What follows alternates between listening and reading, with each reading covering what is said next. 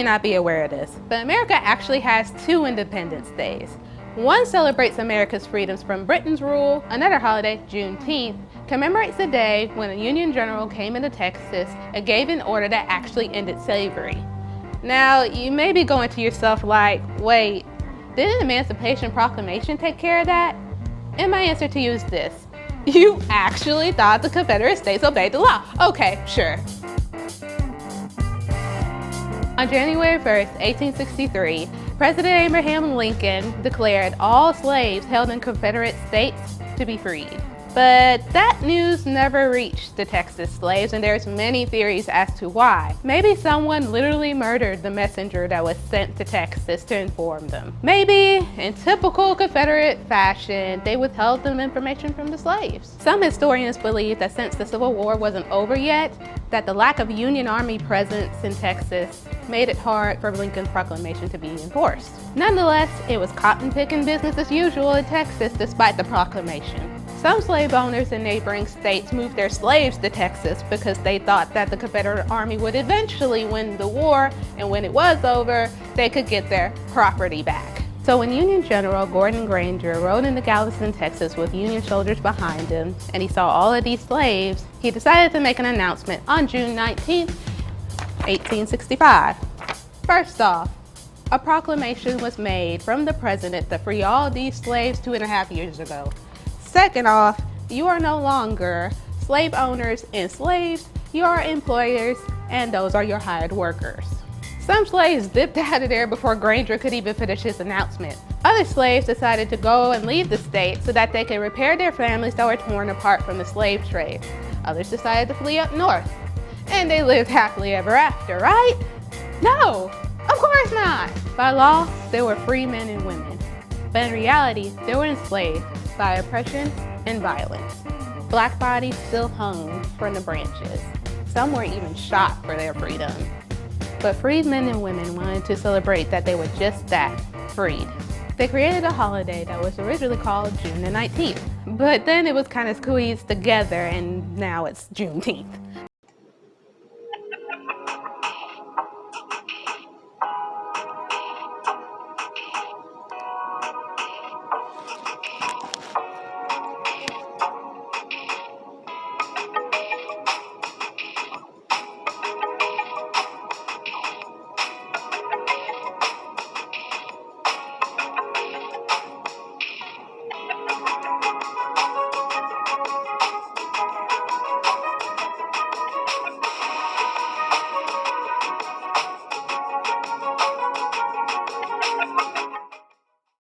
When they wanted to celebrate the first annual Juneteenth, segregation laws forbade them from using public spaces. Okay, that's fine. We'll celebrate near rivers and lakes. They dressed in the fanciest clothes so they can combat laws that required them to wear raggedy clothing. They ate barbecues, sung spirituals, preached religious sermons. Strawberry soda was the drink of choice, and they also ate a lot of red fruits and desserts like strawberry pie and red velvet cake to commemorate the blood that was spilt during slavery. These rituals still occur in today's Juneteenth celebrations, whether it be parades, cookouts, or 5-day festivals. And since whites didn't want to share their own spaces with blacks, the blacks decided that they would raise their own funds for their own celebration sites, such as Emancipation Park in Houston, Texas. So as the former Texas slaves decided to migrate across the country, so did the importance of Juneteenth, which is also known as Emancipation Day or Freedom Day. In 1980, Texas was the first state to declare Juneteenth a state holiday when state offices are not closed but partially staffed. So far, 45 states have recognized the historical significance of Juneteenth. Guess what? Alabama wasn't last this time. Alabama was the 40th state to do so, but it didn't get the same paid state holiday status as Confederate Memorial Day or Robert E. Lee Day. There's also a national campaign to make Juneteenth a federal holiday. Whitewash textbooks didn't, and still don't, mention Juneteenth. Because of that, a lot of people are still finding out about Juneteenth. So whether you found out about Juneteenth decades ago, a few weeks ago, or even just now, don't worry. There'll be plenty of cookouts, parades, and festivals to celebrate the resiliency of the Black community. I'm Star Dunnigan with Reckon. If you like what we're doing, please follow Reckon by AL.com on Facebook or Twitter.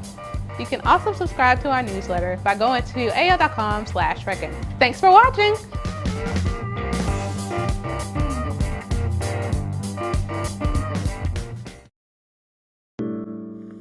I love to be a British queen. I am Victoria, you see. Now where's my British butler with my British cup of tea? Tea is not from Britain, ma'am, from India it was brought.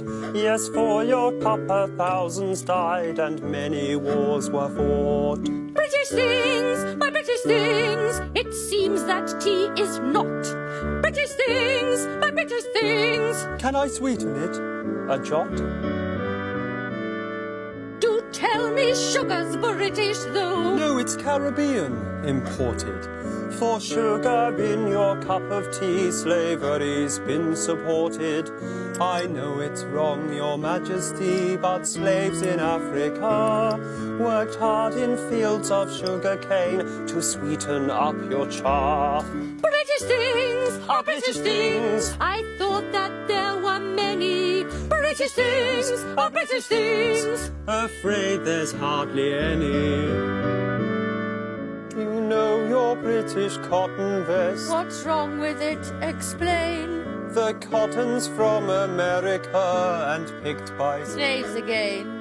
Your empire's built on fighting wars, that's how your income's swollen. Your British things are from abroad and most are frankly stolen. Whatever next? Go on, pray tell. Our British Queen is foreign as well. It's true, I am of foreign descent. And your husband Albert? A German gent. At least I've got a British name. Victoria's Latin. That's a shame! British things, British things. There are none, we declare. All our favourite British things Seem to come from elsewhere. More sugar?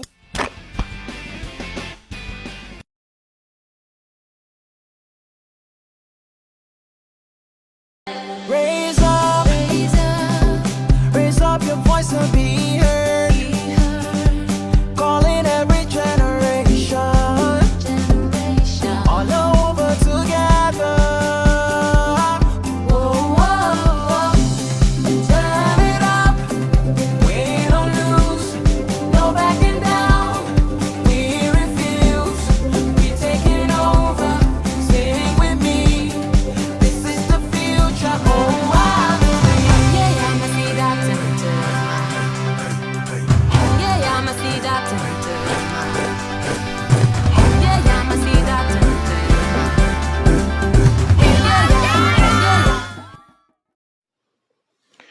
Remember to like this video, subscribe to the channel and share it with your contacts.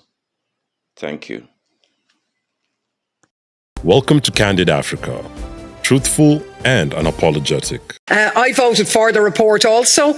I'd like to compliment my left colleagues who acted as rapporteurs. There's a lot of really good stuff in it about safeguarding food sovereignty, preventing deforestation and degradation, and many more issues. But the truth is, it's a million miles from the reality of EU-Africa trade policy as it exists now.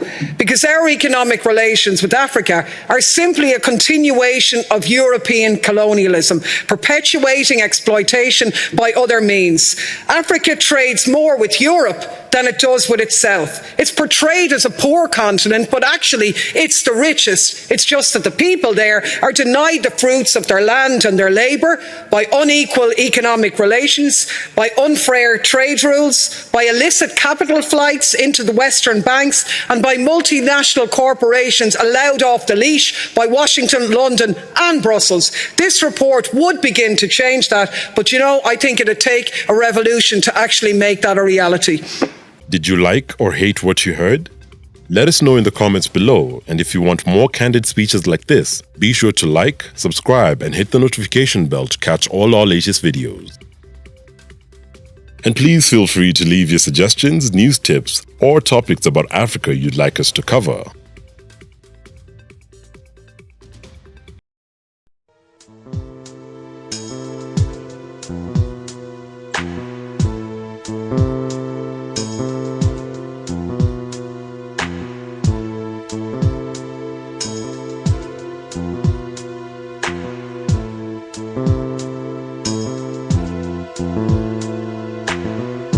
suddenly you left me alone by myself. All right, it's a local company with its heart in Jamaica. As we wrap up Caribbean Heritage Month, we're introducing you to a new company that helps people shop for loved ones overseas. Take a look. To use our website to shop for your loved ones in Jamaica. The concept is simple but unique. So if you're from the diaspora in Canada, United States, and the UK, you can be able to shop for your loved ones in Jamaica, and the items will be picked up from the store same day. Grocery List co-founder Jermaine Morgan tells me his business partner came up with the concept after struggling to find a better way to help his sick mother in Jamaica. Instead of just sending her money to go grocery shopping herself, he wanted to get the food directly to her. So you'll go on the platform, select the items that you need, then once you check out, with a date, a time, and the location, one of our vetted shoppers in Jamaica will get a notification on their phone. Once they get that notification, they go to the selective store that you choose, close to your relative, shop for the items, and they can, as we say, we have for same-day delivery. That means when you shop, you're spending money at a local store in Jamaica, but also you're creating a job similar to food delivery apps here in the United States. So right now we have almost 400 workers in Jamaica and active, and they are excited to be a part of this company, and we are building brand Jamaica. As they were saying, Grocery List is built by Jamaican for Jamaicans. It's a brand new business that launched in May, available across the island, and they just hope to continue to grow. Reviews have been tremendous. Customer service has been on point, and we've seen a lot of reaction. Persons were like, I'm so happy that this initiative has come in, because Grocery List doesn't only support us as the founders, but it creates jobs in Jamaica. Well, if you're interested in learning more about Grocery List JA, head over to our website, NBC6.com. We have links to the website and more.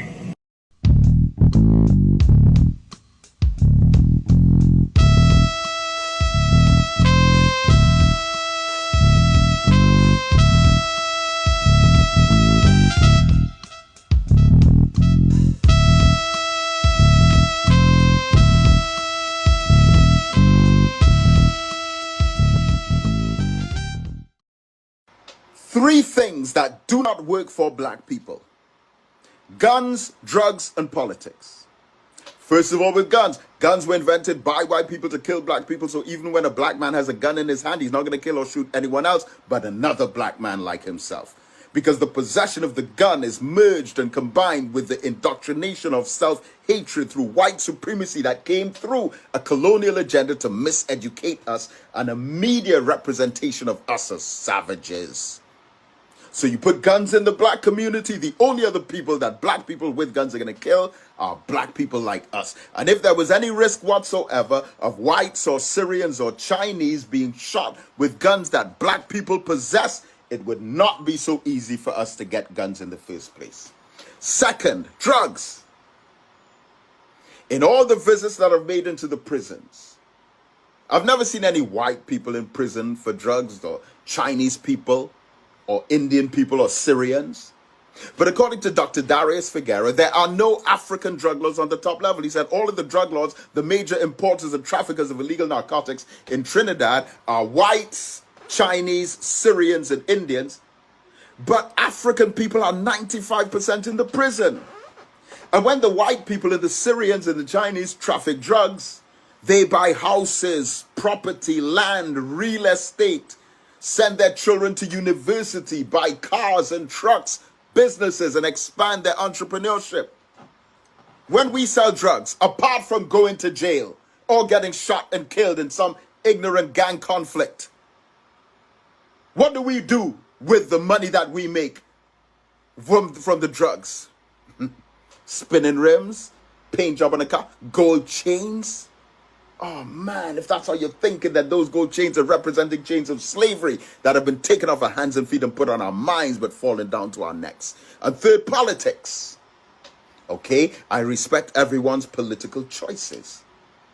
But you have all these different political parties, but when it comes to the backbiting and the quarreling and arguing and squabbling, it's African people in one party against African people in another party. And regardless of which party's in power, it's the same. Whites and Chinese and Syrians and French Creoles that are getting rich. All of the contracts. We just wear the t-shirts, the hat, wave the flag, run behind the truck, and get nothing. And then they try to impress upon your mind that you're worth nothing, you deserve nothing, and the only way you can benefit from being part of our political organization is if you involve yourself in the pulling down of your own people. So as Jomo Kenyatta said, when the white man came to Africa, he had the Bible, we had the land. He taught us to pray with our eyes closed. When we open back up our eyes, he had the land, we had the Bible. So we say that when the politician comes into the community, he has the politics, we have the power. He teaches us to think with our minds closed. When we open back up our minds, we have the politics and he has the power. The politics is the paraphernalia, the colors and the flags and the banners and the t-shirts and the posters. But he has the power, and he takes the power, which is the voting numbers combined, takes that power, gives it to his finances, and leaves the masses of the people in poverty. So guns, drugs, and politics, the negative impact of those within our communities have to be replaced by unity, self-sufficiency, business entrepreneurship, land ownership, and reorganization of our families. Think, black people. We are the countries of Africa, the planet's second largest continent right after Asia. We are the countries of Africa. There are 54 countries presently that we will teach ya. My name's Mali, my capital Bamako is really hot. I'm Mauritania, my capital is Nouakchott. My name's Mauritius, my capital's Port Louis, how's that? I am Morocco, my capital's name is Rabat. Mozambique is my name, my capital is Maputo. I am Namibia, Windhoek's my capital. Niger is my name, my capital is Niamey. I am Nigeria, my capital's Abuja, here to stay.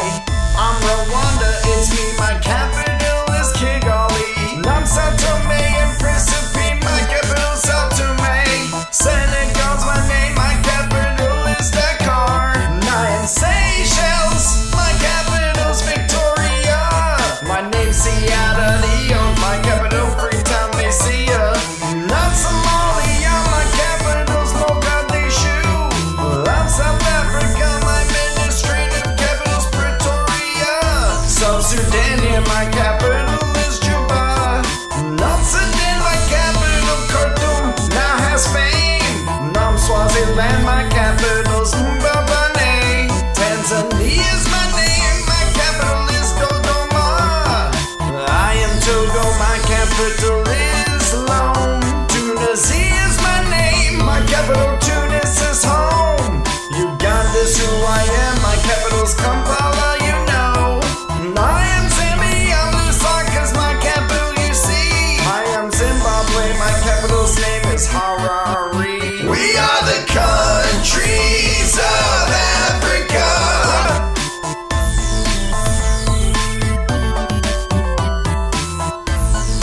Thanks for watching Kids Learning Tube. Please subscribe below. Remember to like this video, subscribe to the channel, and share it with your contacts. Thank you.